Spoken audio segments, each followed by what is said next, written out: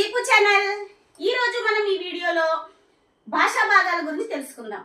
ఈ వీడియో చూసే ముందు ఈ ఛానల్ ని ఇంకెవరైనా సబ్స్క్రైబ్ చేసుకోకపోతే కనుక వెంటనే సబ్స్క్రైబ్ చేసుకోండి. వీడియో మొత్తం చూసిన తర్వాత తప్పకుండా లైక్ చేయండి. మనం వీడియోలోకి వెళ్ళిపోదాం.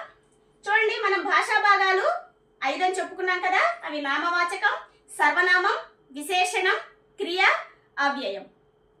ఇంతకుముందు వీడియోలో మనం నామవాచకం గురించి తెలుసుకున్నాం. ఇప్పుడు దీనిలో సర్వనామం, విశేషణం గురించి తెలుసుకుందాం.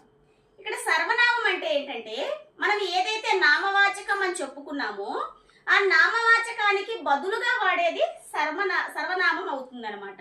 ఈ సర్వనామం అంటే చూడండి, ఆమె అందంగా ఉంది. మనం ఇక్కడ మామూలుగా ఏదైనా పేరు పెట్టుకోవాలి. వనజ అందంగా ఉంది, రాణి అందంగా ఉంది, ఇలా పెడితేమో అది నామవాచకం అవుతుంది. అలా కాకుండా ఆమె అందంగా ఉంది అంటే పేరు స్థానంలో ఇక్కడ ఆమె అని వాడాం కాబట్టి, నామవాచకానికి బదులుగా వాడాం కాబట్టి దాన్ని మనం సర్వనామం అంటాం. ఇది సర్వనామం.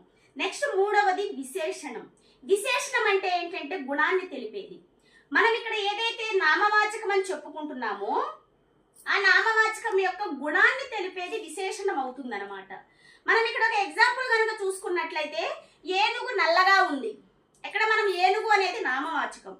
నామవాచకం యొక్క గుణాన్ని తెలుపుతుంది అంటే అది ఎట్లా ఉన్నదో తెలుపుతుంది కాబట్టి దాన్ని విశేషణం అంటాం. ఇప్పుడు ఏనుగు నల్లగా ఉంది అనే దానిలో మనకి విశేషణం ఏమవుతుంది? నల్లగా అనేది విశేషణం అవుతుంది అనమాట. కాబట్టి ఇది భాషా భాగాల్లోని సర్వనామం, విశేషణాలకి సంబంధించింది.